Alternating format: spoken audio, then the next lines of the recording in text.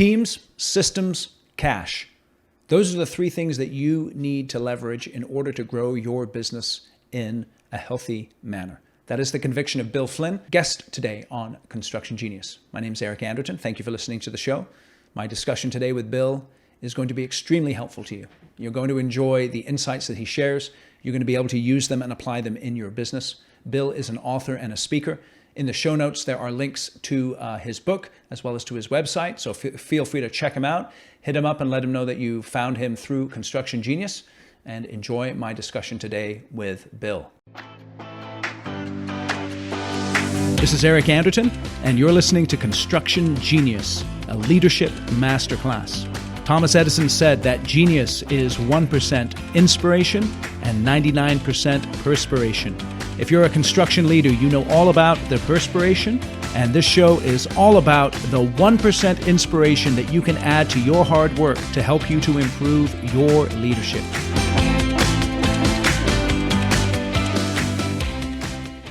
Bill, welcome to Construction Genius. Thank you for joining me. Thanks for having me on, Eric. I'm looking forward to chatting with you. I am as well. You have a conviction that a company can grow at a pace that they want to grow at if they focus on three specific things. Can you tell us about what those three things are? Yes. And just so you know, it's certainly my thinking, but I've been studying this for 30 years. Mm-hmm. And I've been studying success. So there are lots and lots of examples of companies that can do that. And what I study in success is not really even decades, it's generations and centuries. If you look at those kinds of companies, they generally do the same few things really, really well. Okay. And that is, they understand that performance is a team sport. 80% of us or more are on at least one team at work. Yet we do not teach people how to run teams really well. We just sort of assume they can do it and hope they'll figure it out, but it's a skill. So that's one thing. The second is, like in construction, it's building a house. A house is one system, basically. It's made up of a bunch of subsystems, but it's one big system, especially if you think of the envelope, right? And you can put more R factor in the walls, or you can put a heavier AC unit or whatever to make up for things. But you can also, if you put more R in the walls, you don't need as heavy as of an AC unit. So you can balance the components of the system to optimize the system. Same thing happens in business, is if you understand really a few key things about your business, your three main constituencies in any business are your employees, your core customers, not all customers, your best customers, ones who love you and who you love. And then I call it the market, but basically it's the competitors and the rivals and other things, the industry itself, sort of understanding that those three constituencies are always the main thing. And we do a really good job at the beginning when we start a company, because we can't help but be in touch with those three groups. But as we grow, we begin to separate ourselves as a management team, as a leadership team, from those constituencies. And that leads, I believe, to potentially a downfall in the business, or at least a slowing or a struggling within the business. Okay. So let me ask you this. So team, systems, and cash. Let's begin with team. Okay. I didn't do cash yet, but that's okay. You didn't do cash. We didn't do cash. Wait, sorry. So cash should be your primary financial growth metric. If you want to grow as a business, you must invest, and you generally have to invest in front of growth. Yes. So you have to have the cash. So your strategy and execution systems that are sort of that systematic, the components of what I just mentioned, the main parts, will drive your cash for you, or you have to borrow it from other people. Friends and family, investors, whatever. I'm a big fan of don't borrow unless it's a friend or a family that isn't ever going to expect your money back. Isn't going to get into your shorts in the business. That's okay. But everyone else, try to avoid them like the plague. So you begin with team. Why do you begin with team? Because people are crazy. Yes, they are. We're all irrational, highly emotional, impulsive beings. Yeah. Until you understand how that is how it is, you will never be as good a leader as you can be. Yes. So that's one. The second I already mentioned, which is most things get done in a team fashion. And so understanding how to create a set of weird individual spiky people and creating that as a cohesive unit is a very excellent skill. And an example I have is Ohio State Buckeyes. I'm not a Michigan fan or whatever, so I apologize to all the Michigan fans, but it's a really good story. So if you follow Ohio State, they were really a tremendous football team from the 40s, 50s, and 60s. Mm-hmm. And then they started to fall off. What happened was they started to put those little Buckeyes on the helmet. Right.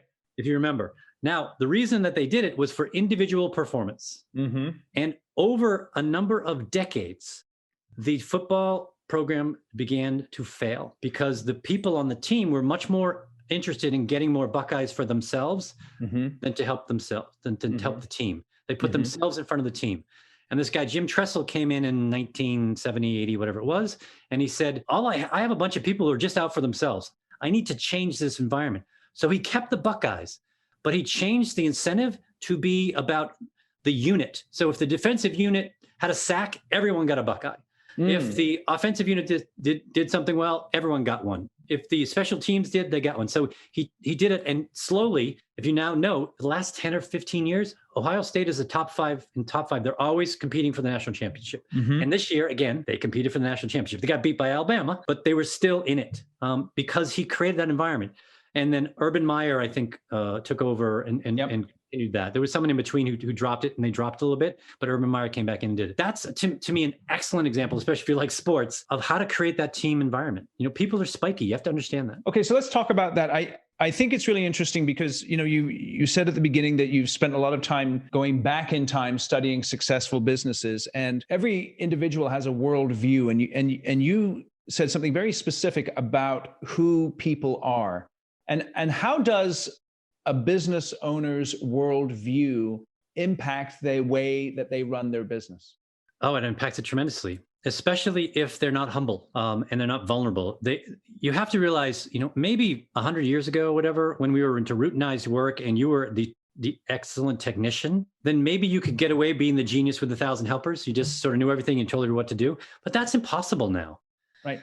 There are too many different things. Technology is moving at such a pace. You just can't do it. So you have to understand, my job isn't to actually run the business anymore. It's to create the environment so other people can run the business. Now, depending on your size, there's a variation there, right? Sometimes you have to do more.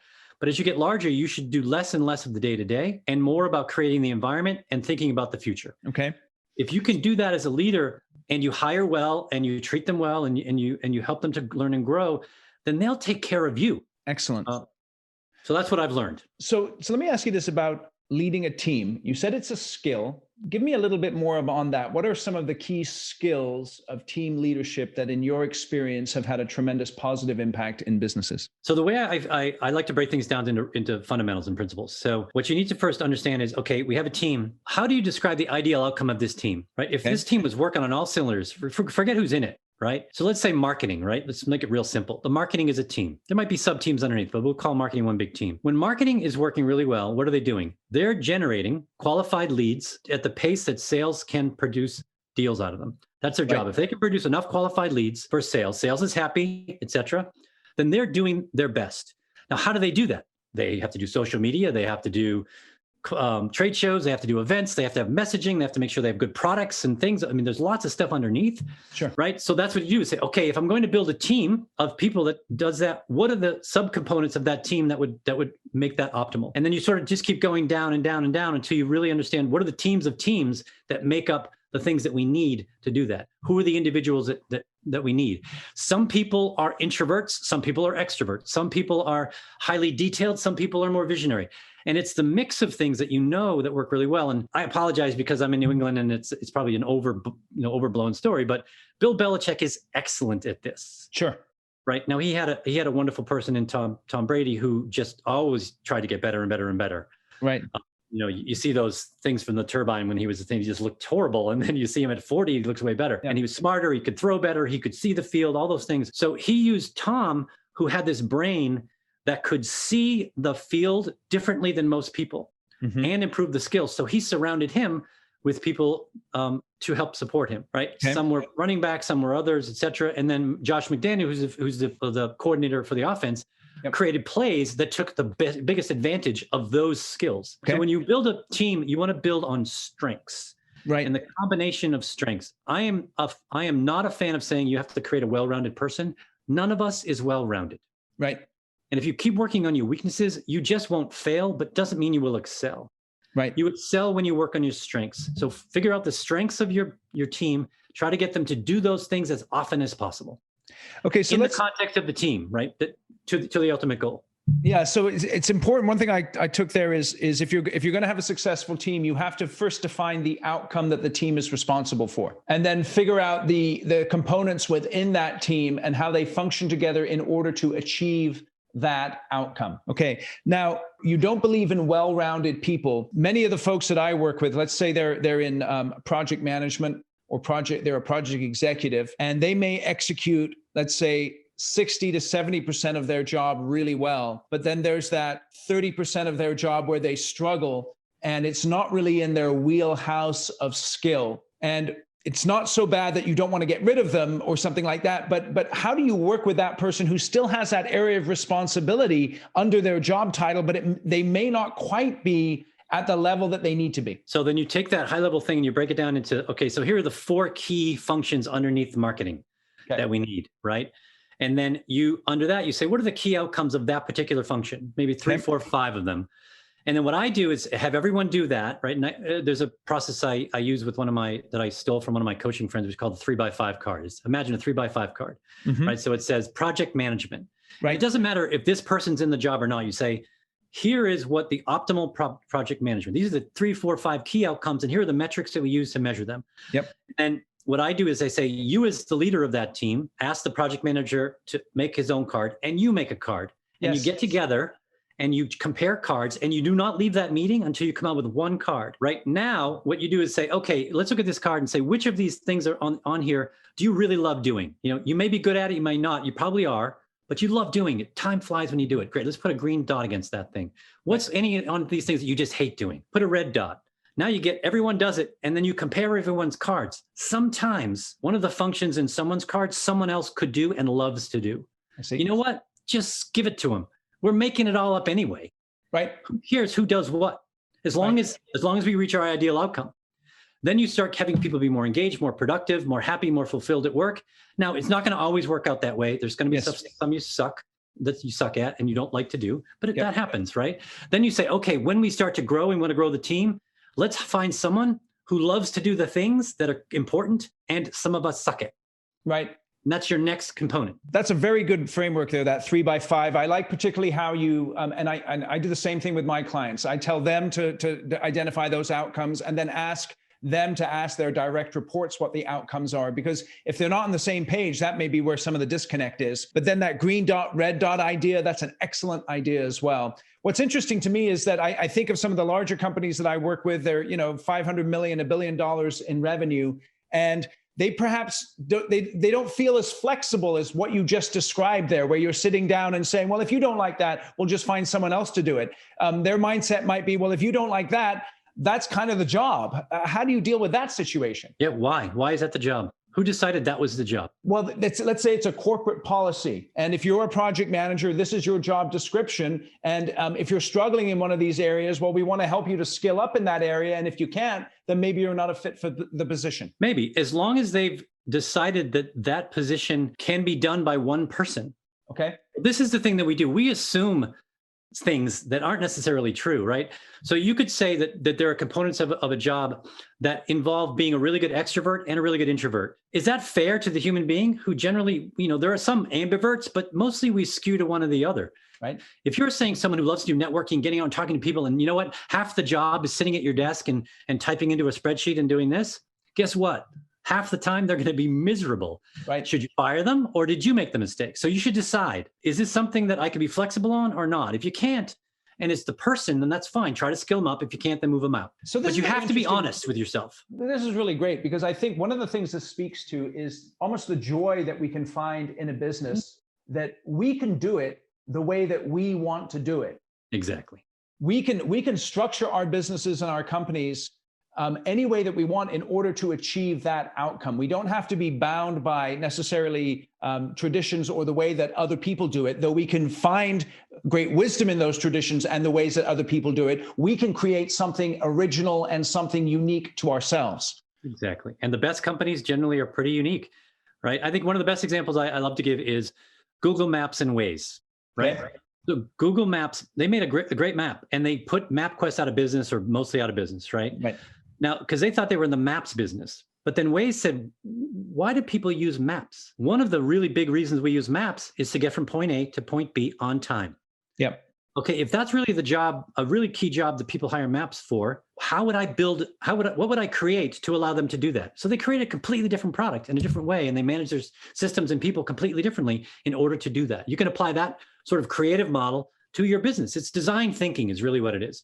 Yes. Applying design thinking to your business as a structure and as a model. Okay. Let's talk about that a little bit more. Give me, what do you mean by design thinking? So design thinking is when really similar to what we just said there, is that think about the outcome. What are you trying to accomplish? What is sort of the ideal thing? Yep. An example I love, which I think most people get is, and this is a real life example. I can't remember what campus it was, but they built a campus, buildings and things. And they said, well, we need to figure out where to put the sidewalks, right? Where people would walk. And the designer said, don't do anything. He said, just let people do what they want. And then once you see the tracks, that's where you put your sidewalks, right? Is understand that you have a constituency that you're trying to support. Yes. And so the design is about thinking about all of those things together. And there's a great design, there's two great design theories that I like. One is called Maya, which is most advanced yet acceptable. Uh-huh. Right. So if we do things that people won't get but are awesome, then they won't adopt them. Right. And then the other is there's this great quote I love by it's Alexander Saint-Exupéry, I believe is his name. He's a French guy, and he said, and it's about design: is perfection is not when there's more things that you can do; it's when there's nothing left to take away. Mm. This is Steve Jobs, right? Steve Jobs was a design thinker. Yep. How do I make this thing as simple as possible, but not too simple? Yes. You can keep that in how you build your business and how you support your customers. It's a great theory to help you in lots of your business and in your life. It's really interesting because, with the, I think about it in construction, construction is such a complex business. And I just had this picture of all the different software packages that folks use, all the different equipment that people use, all the different ways to skin the cat, so to speak. And sometimes it's extremely overwhelming how many different ways you could run a business, and to go through that process of simplification without oversimplifying. That's a journey of a lifetime almost when you're running a company. Yeah, exactly. Like what is the purpose of this building? Yes. That we're building, right? Yes. How can we describe the ideal outcome of this building? Okay, what would we do in order to make that happen? Yes. We don't typically do that. We go with your operational sides. Oh, we need the refrigeration guy, we need the construction guy, the general contractor, blah, blah, and then get them together and say, figure it out. Yep. But we don't give them purpose. We love purpose. Our brain is so focused on purpose. If you can give it a purpose, it works much better. Yep. That's excellent. Okay, let's go from teams. Let's go to this idea of systems. What do you mean here by systems? Give me some more the systems in place here. Yeah. So a business is just one big system, right? It is a bunch of components that are working together in this environment. Generally, I see most businesses as one huge system made up of 7 subsystems. Okay. And the metaphor I use is a house. So imagine your first subsystem is your foundation, and that's your cultural system. That's your core purpose, core values, core objectives, et cetera. Right. Then you have a leadership system, which is we call a cohesive leadership system, meaning that you and the leadership team know how to fight in a healthy way. You should disagree on a regular basis, but do it in a respectful way. Tell each other the kind truth. Yep. If you can't do that, you'll never uncover all the things you need to uncover. Yep. People will be lying and hiding and faking all the time, which you don't want. Second is a human system, which is about A players. A players are your best investment you'll ever make in your business. They are 2 to 3 times more productive than anyone else, and you never pay them that amount. Right. You can never do better than either finding and or growing people to be A players. And A players, what are A players? They don't need to be managed. They meet or exceed expectations on a regular basis, and they're autonomous. Yep. They want to do more. They're always challenging themselves to do more. The next is just sort of the rest of the group, the team leaders and the other leaders, et cetera. And then you have 4 other systems, but 3 main ones. You have strategy, execution, and cash. Okay. And so you can imagine that the foundation is the cultural, the sort of the walls, the 4 walls, if you will, of the building are your leadership team and then the A players, and then the roof, if you will, is the leaders and everyone else, frontline managers, et cetera. Okay. Then in the middle, just like to run a house, you need plumbing and electricity and appliances and all that stuff. That sits in the middle. That's the strategy, execution, and cash. They sit in the middle. Right. And if you imagine the strategy and execution and cash is a circle, and they're connected, because what you do is you come up with a decent strategy, and then you execute it and you find out where it wasn't as decent as you thought it was, and you fix it, and then you execute it some more, and you never end your strategy. Your strategy will always keep going. Right. It may have sort of a North Star that you're moving towards, but external elements will force you to change it, right? COVID, technology, whatever. Right. And then if you do those things really well, you will generate cash, because strategy is top line revenue, execution is bottom line revenue, and that produces cash. The last system is underneath. And this is the thing that really, it's sort of like in my part of the world, this isn't a big deal because most of the houses are built on bedrock, right? But in some parts of the country, it's on soil, and you have to do soil testing and make sure that you can build this awesome house and then it will sink. Right. It's like in the Bay Area. This is the thing underneath. This is vision, right? If you want to be a leader, we have all these things. Leaders have to have charisma and humility and integrity and blah, blah, blah. No, they don't. And by the way, they don't. Steve Jobs had not a lot of integrity. Right. Warren Buffett is not very charismatic. Right. But what you need to do is you need to have followers. How do you create followers? You need to have a vision. You need to have a vision that is so clear and so vivid that they can see it as if it already happened. Right. Then they can decide if they want to follow you and help you make that happen or not.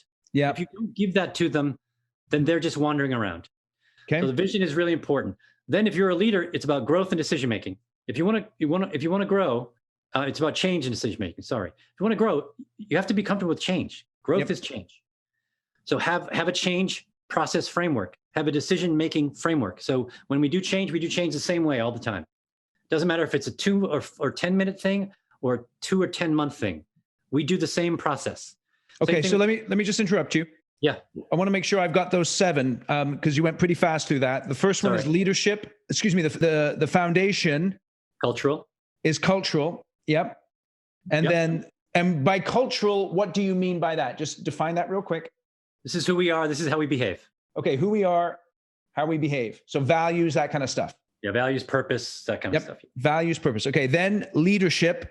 Yep. And A, players. Did you put those 2 together? So if you see just a 2D house, those will be the things on the side. So foundation is here. Yep. And human systems are here. Yep. And then above is the team system on top. Yeah. Like the roof. And then in the middle is a circle with strategy and execution at 12 and 6 o'clock, and then cash right in the middle where the hands would pivot. Yep. That's what it would look like.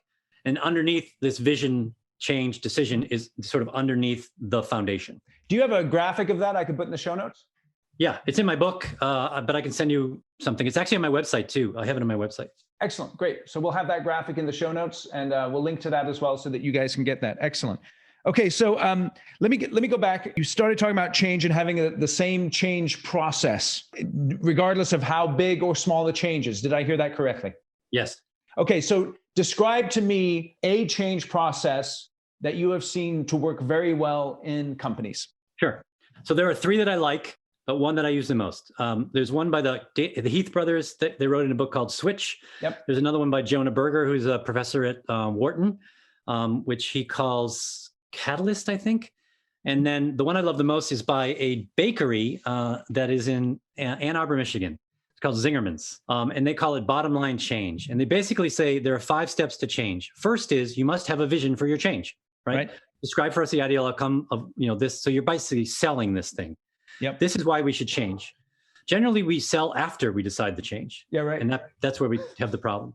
Then you have to say, okay, great. Who should we share this with? Who can give us some feedback on what we're doing? Right. Then let's figure out how we can provide the set of people who should know what this thing is before we start doing it. Then we need to say who's going to implement this. Okay, they're going to write the actual plan to do it. Then we'll do the change. 5 steps. Okay. We almost always do them in the other order, and we're selling at the end. Okay.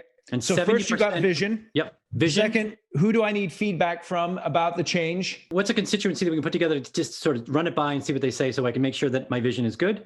Good. Third, figure out the information that we need to provide people in order for the change to be able to happen. Fourth, implement the change. Nope. Fourth, put the team together who's going to actually write the plan to make the change happen. So the people who are most impacted by the change should actually write the plan. Okay. Excellent. And then do the change. Then do the change. Okay. Excellent. Very good. Very good. That's called Bottom Line Change. It's by Zingerman's, which again, you can get that online too. It's not my thing. Yeah, no problem. No problem. Steal like an artist. You know what I'm saying? Absolutely. Absolutely.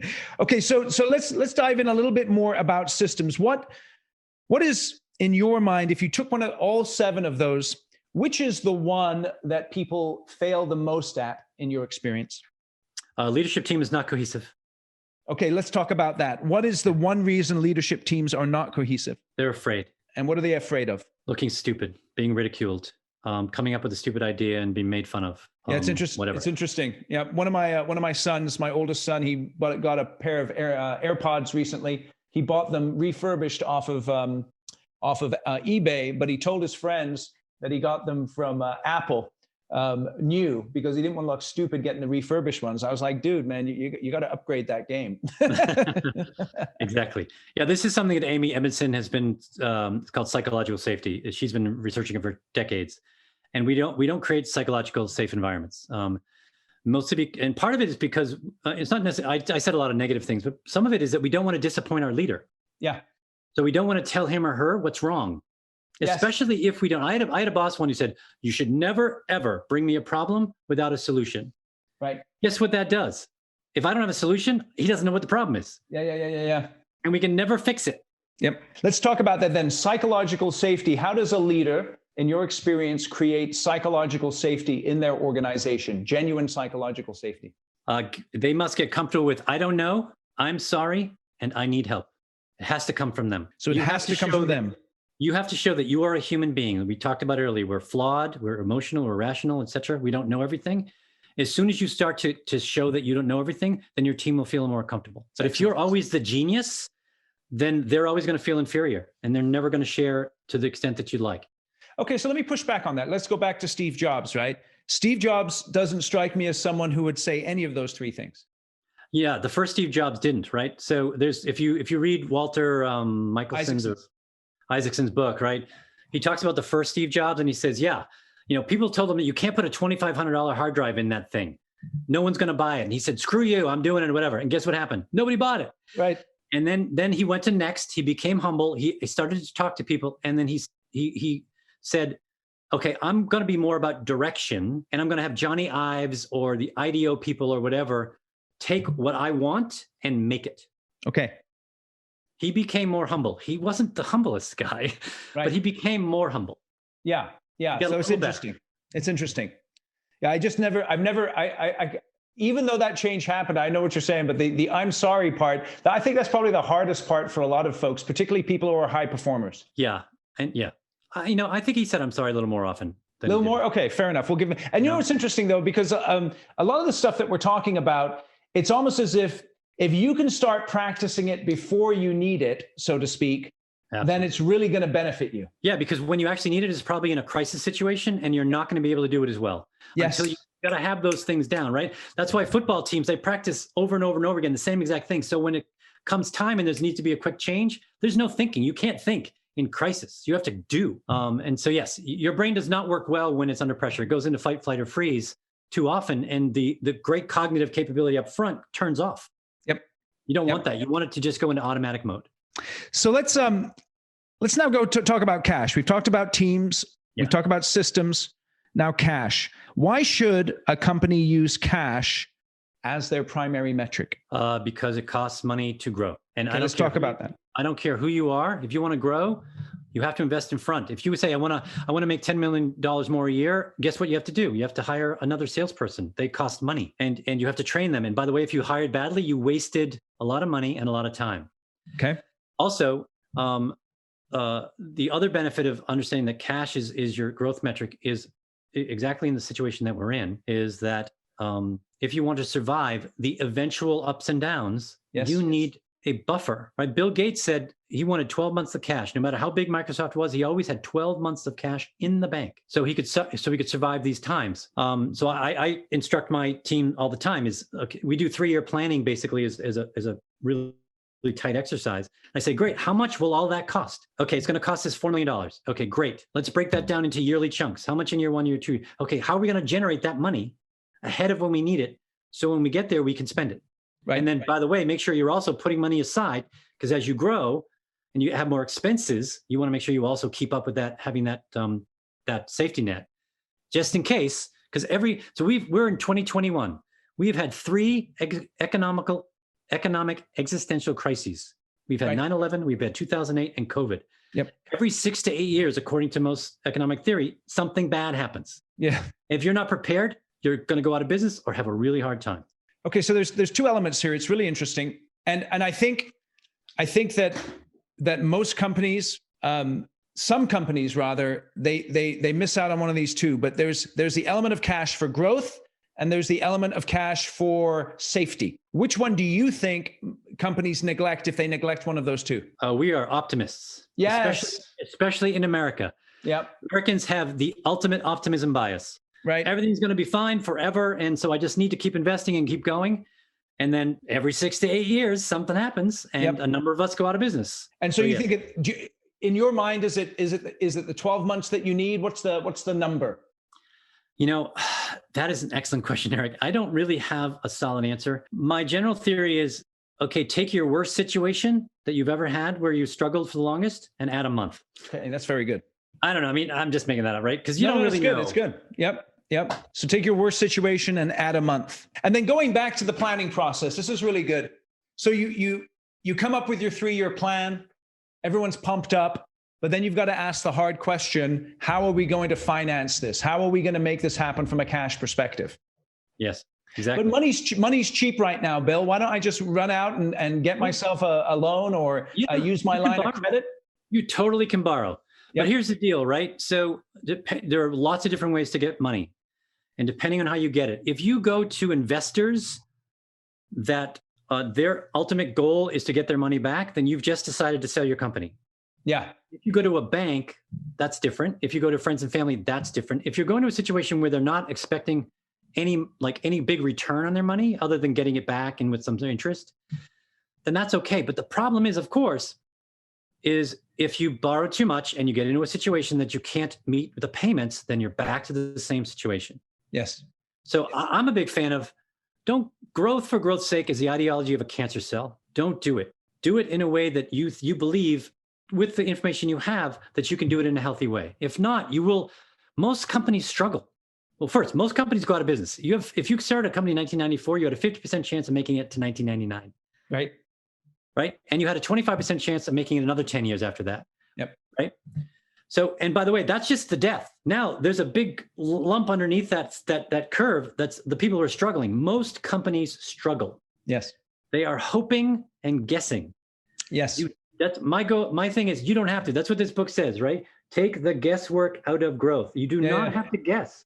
Yep. There are a few things, teams, systems, and cash. If you focus on those things, it might take a year or 2 or 3 to really shore it up. But if you relentlessly focus on those things, it will happen. Okay. So I'm listening to this podcast. I'm understanding this idea of teams, systems, and cash. What if I've tried some of this stuff? I failed.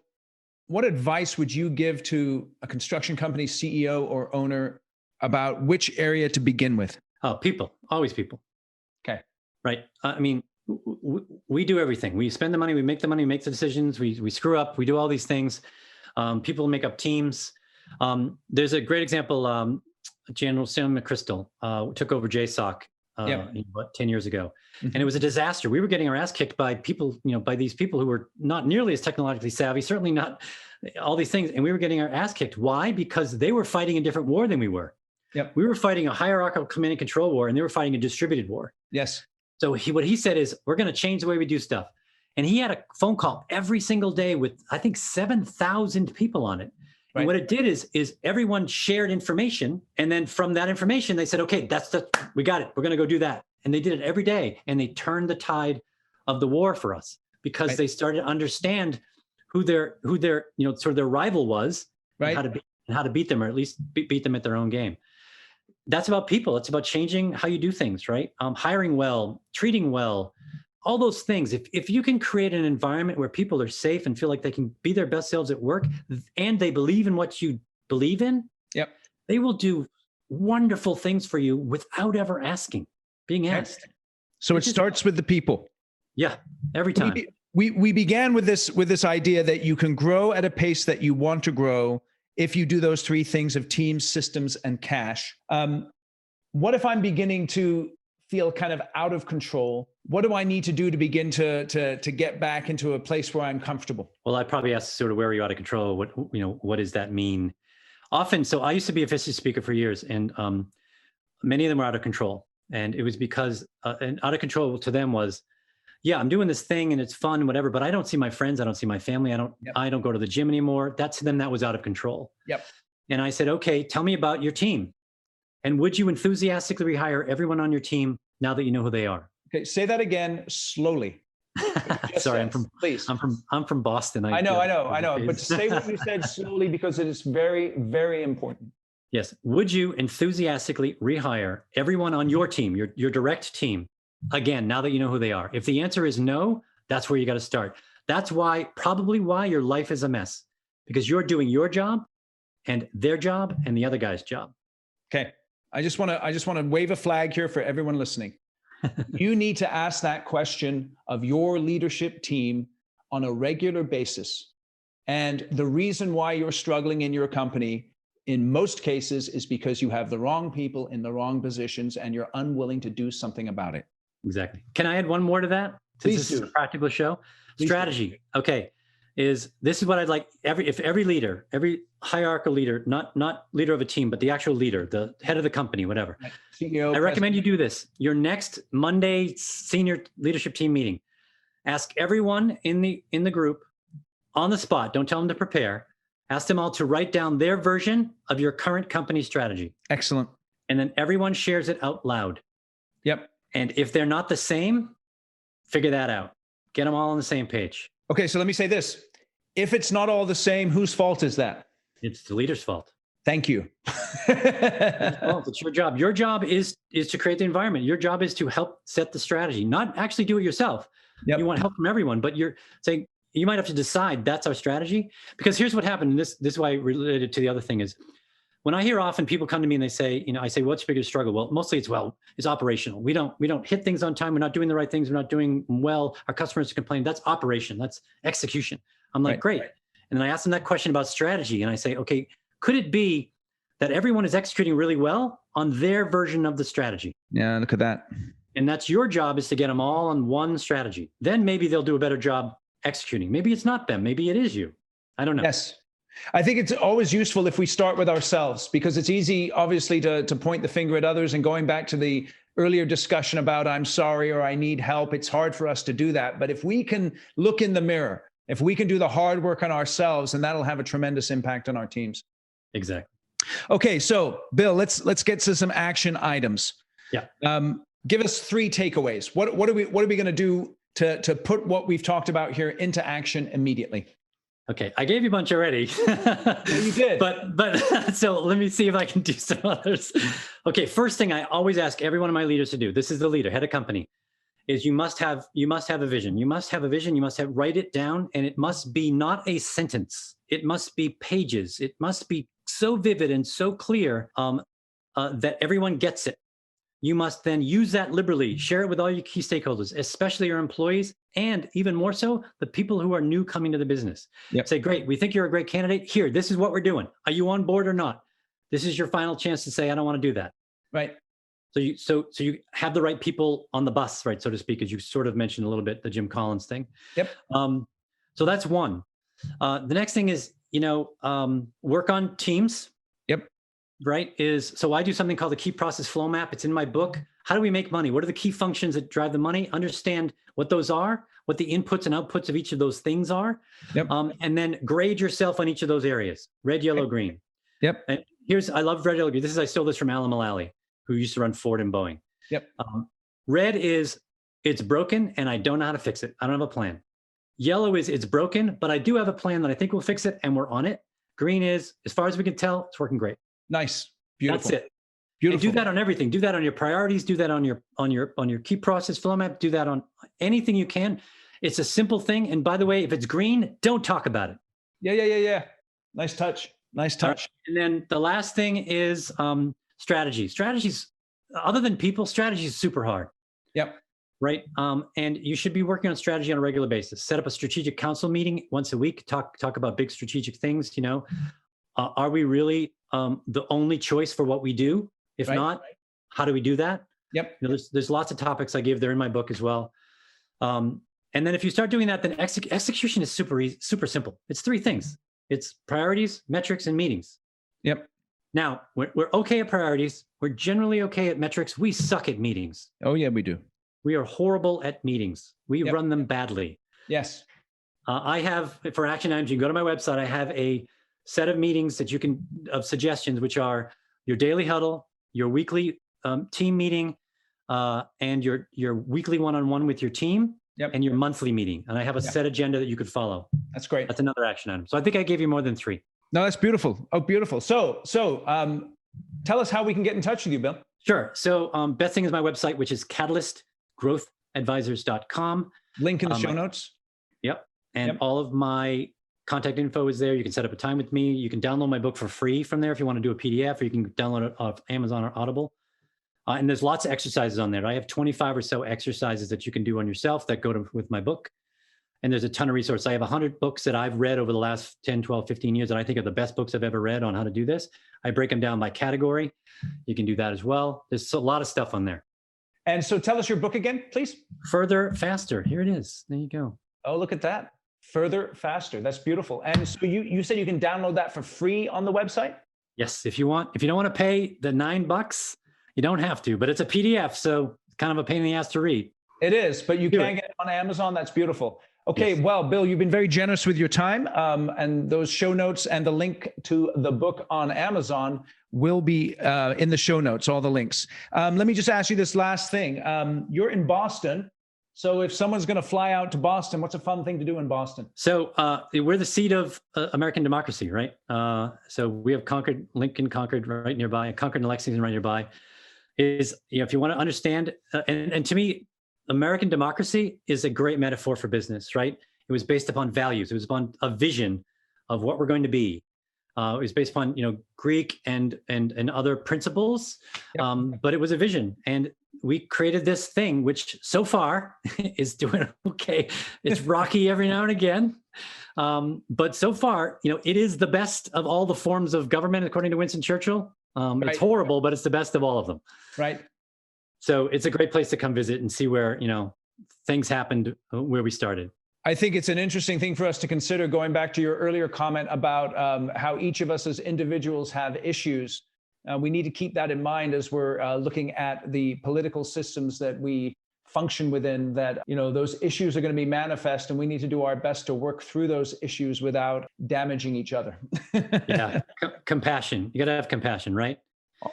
Awesome. Well, I really appreciate your time, Bill. nuts. Today's episode was brought to you by the Construction Conclave. If you as a construction leader would like to develop your skills and get involved in a community of like-minded construction professionals who are focused on building healthy teams, profitable projects, and long-term successful businesses, then the Construction Conclave is for you. It's a private, invitation-only group of construction leaders that are focused on developing their leadership skills. We do training every single month online that looks at how to become a better leader in a very practical, straightforward way. We also have other events that build community and camaraderie so that you can associate with others who are interested in developing their skills as leaders. If you'd like more information and to see if you qualify for participating in the conclave, feel free to reach out to me, eric@ericanderton.com.